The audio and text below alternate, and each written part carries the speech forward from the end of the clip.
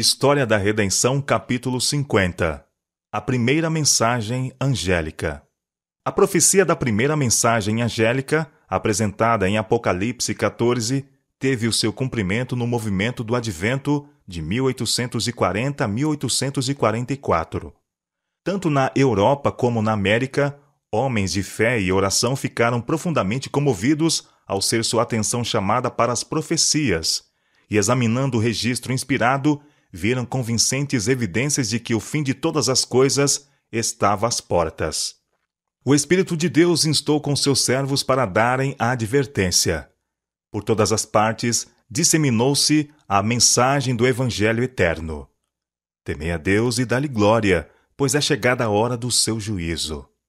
Apocalipse capítulo 14, verso 7. Por onde quer que penetrassem os missionários, eram levadas as alegres novas do iminente regresso de Cristo. Em diferentes regiões foram encontrados isolados grupos de cristãos que apenas pelo estudo das Escrituras tinham chegado a crer que o advento do Salvador estava próximo. Em algumas partes na Europa, em que as leis eram tão opressivas a ponto de proibir a pregação da doutrina do advento, criancinhas foram impelidas a pregar, e muitos ouviram a solene advertência. A Guilherme Miller e seus cooperadores coube a pregação dessa mensagem na América, e a luz acesa por seus labores brilhou até terras distantes. Deus enviou seu anjo para tocar o coração de um fazendeiro que não cria na Bíblia, a fim de guiá-lo a investigar as profecias. Anjos de Deus constantemente visitavam a este homem escolhido, para dirigir sua mente e abrir-lhe o entendimento para as profecias, até então obscuras para o povo de Deus.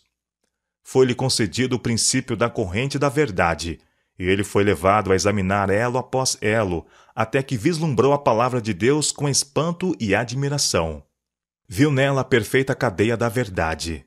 Essa palavra, que havia considerado não inspirada, agora abria-se diante de seus olhos em sua gloriosa beleza.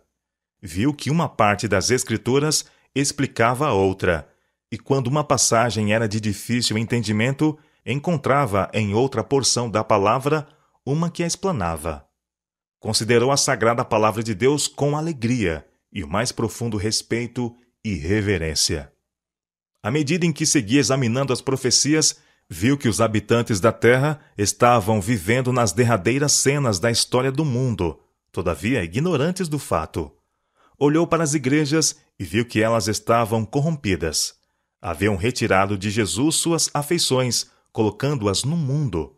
Estavam em busca de honras mundanas, em lugar daquelas honras que vêm de cima. Lutavam por riquezas terrenas, em lugar de depositar o seu tesouro no céu. Podia haver hipocrisia, trevas e morte em todos os lugares. Seu espírito se agitou.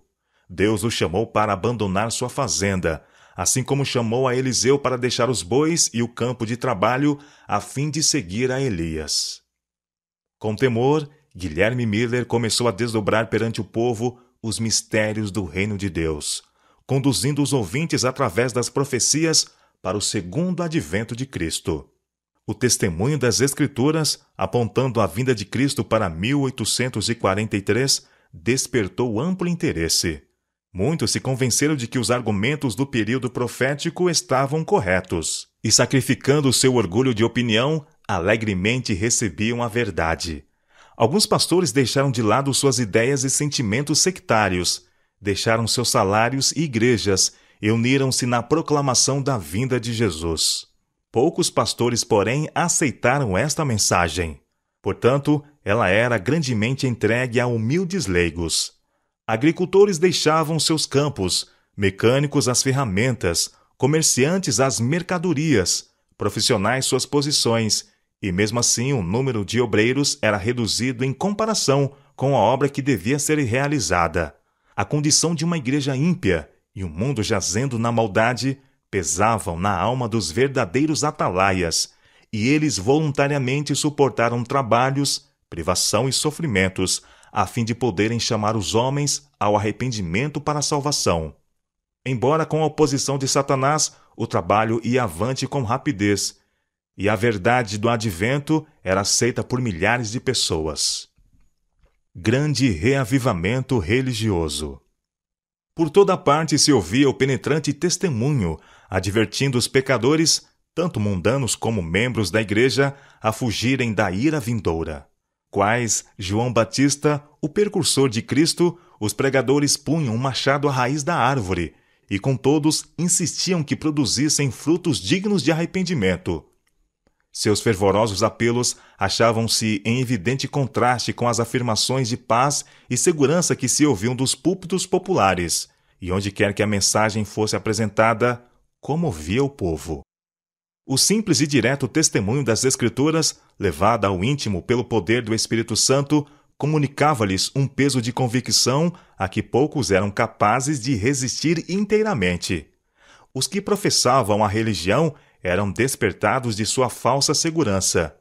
Viam sua apostasia, mundanidade e incredulidade, seu orgulho e egoísmo. Muitos buscavam o Senhor com arrependimento e humilhação.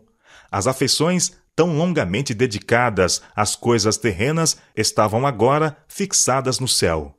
O Espírito de Deus repousava sobre eles, e com coração abrandado e subjugado, uniam-se para fazer soar o clamor: temei a Deus e dá-lhe glória, pois é chegada a hora do seu juízo. Apocalipse capítulo 14, verso 7. Pecadores em lágrimas perguntavam: que devo fazer para me salvar? Aqueles cuja vida tinha sido assinalada pela desonestidade estavam ansiosos por fazer a devida restituição. Todos os que encontravam paz em Cristo anelavam ver outros participarem dessa bênção. O coração dos pais se convertia aos filhos, e os dos filhos aos pais. As barreiras do orgulho e reserva foram varridas. Fizeram-se confissões sinceras, e os membros da família trabalhavam pela salvação dos mais queridos e dos que mais perto se achavam. Frequentemente se ouvia a voz de fervorosa intercessão. Por toda parte havia almas em profunda angústia, lutando com Deus.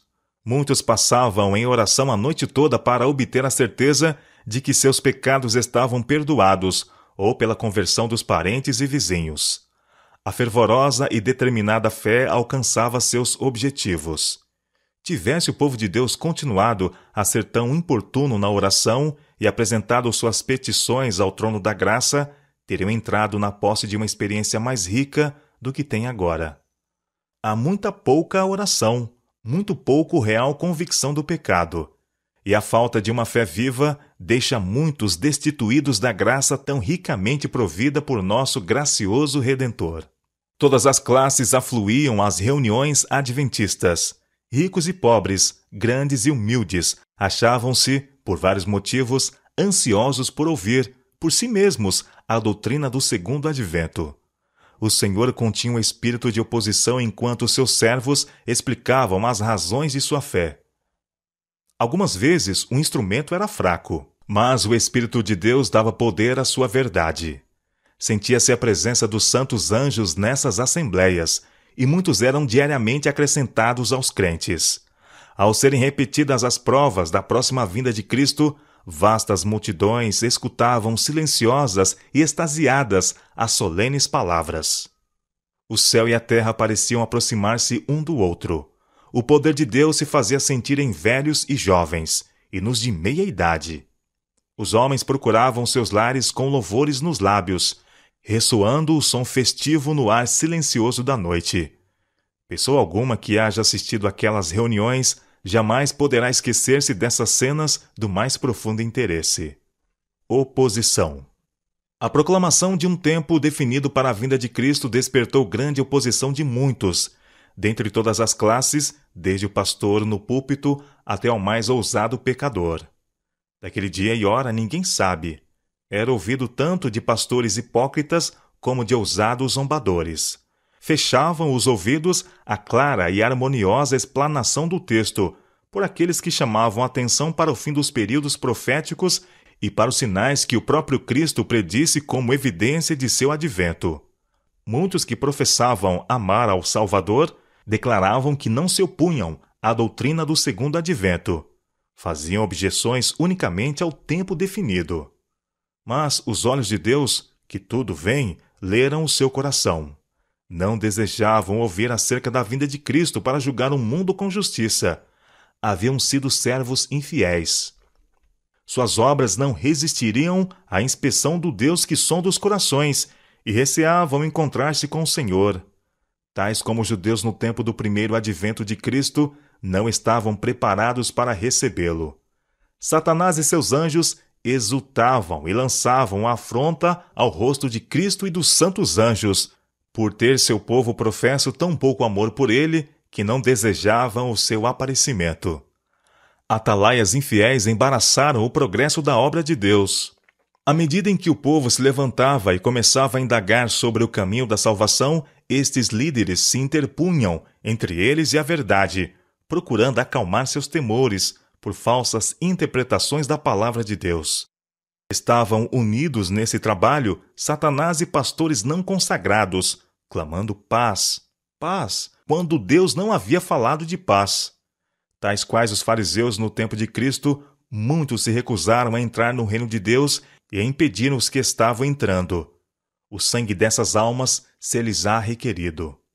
Por onde quer que a mensagem da verdade fosse proclamada, os mais humildes e devotos nas igrejas eram os primeiros a recebê-la. Os que estudavam por si mesmos a Bíblia podiam ver o caráter não escriturístico das opiniões populares com respeito às profecias, e onde quer que o povo não fosse enganado pelos esforços do clero em confundir e perverter a fé, onde quer que por si mesmos investigassem a palavra de Deus, a doutrina do advento precisava apenas ser comparada com as Escrituras para estabelecer-lhe a autoridade divina. Muitos eram perseguidos por seus irmãos descrentes. Alguns, a fim de conservar sua posição na igreja, concordaram em silenciar a respeito de sua esperança. Outros, porém, sentiam que a lealdade para com Deus não lhes permitia ocultar desta maneira as verdades que ele lhes confiara. Não poucos foram separados da comunhão da igreja, unicamente pelo motivo de exprimirem sua crença na vinda de Cristo. Muito preciosas se tornaram, aos que suportavam esta prova de sua fé, as palavras do profeta. Vossos irmãos que vos aborrecem e que para longe vos lançam por causa do vosso amor ao meu nome, e que dizem, mostre o Senhor a sua glória, para que vejamos a vossa alegria. Esses serão confundidos. Isaías capítulo 66, verso 5. Anjos de Deus observavam com mais profundo interesse o resultado da advertência. Quando as igrejas, como um corpo, rejeitaram a mensagem, anjos se afastaram delas com tristeza. Muitos havia, porém, nas igrejas, que não tinham ainda sido provados quanto à verdade do advento. Muitas pessoas eram transviadas por maridos, esposas, pais ou filhos, e fazia-se-lhes crer que era pecado até mesmo ouvir as heresias pregadas pelos adventistas. Os anjos receberam ordem de velar fielmente por aquelas almas, pois outra luz, procedente do trono de Deus, deveria ainda resplandecer sobre elas. Preparo para encontrar com o Senhor. Com inexprimível desejo, os que haviam recebido a mensagem aguardavam a vinda do Senhor. O tempo em que esperavam encontrar-se com ele estava às portas. Com calma e solenidade viam aproximar-se a hora. Permaneciam em doce comunhão com Deus, como que antegozando a paz que desfrutariam no glorioso porvir. Pessoa alguma que haja experimentado esta confiante esperança poderá esquecer-se daquelas preciosas horas de expectativa. As ocupações seculares foram, em sua maior parte, postas de lado por algumas semanas. Como se estivessem no leito de morte e devessem dentro de poucas horas cerrar os olhos às cenas terrestres, os crentes sinceros examinavam cuidadosamente todos os pensamentos e emoções de seu coração. Não houve confecção de vestes para a ascensão. Todos sentiam, porém, a necessidade de evidência íntima de que estavam preparados para encontrar-se com o Salvador. Suas vestes brancas eram a pureza da alma, o caráter purificado do pecado pelo sangue expiatório de Cristo. Deus intentara provar seu povo. Sua mão ocultou um erro no cômputo dos períodos proféticos. Os adventistas não descobriram esse erro. Tampouco foi descoberto pelos mais instruídos de seus oponentes. Estes últimos diziam: Vossa contagem dos períodos proféticos é correta. Qualquer grande acontecimento está prestes a ocorrer, mas não é o que o Sr. Miller prediz. É a conversão do mundo, e não o segundo advento de Cristo. Passou-se o tempo de expectação, e Cristo não apareceu para o libertamento de seu povo. Os que com fé e amor sinceros haviam esperado o Salvador experimentaram amargo desapontamento. Todavia, os propósitos de Deus se cumpriram. Provara ele o coração dos que professavam estar à espera de seu aparecimento. Muitos havia entre eles que não tinham sido constrangidos por motivos mais elevados do que o medo. A profissão de fé não lhes transformara o coração, nem a vida. Não se realizando o acontecimento esperado, declararam essas pessoas que não se achavam decepcionadas. Nunca tinham crido que Cristo viria. Contentavam-se entre os primeiros a ridicularizar a tristeza dos verdadeiros crentes. Mas Jesus e toda a hoste celestial olhavam com amor e simpatia para os provados e fiéis, embora decepcionados. Pudesse descerrar-se o véu que separava o mundo visível do invisível e ter-se-iam visto anjos aproximando-se daquelas almas constantes, escudando-as dos dardos de Satanás.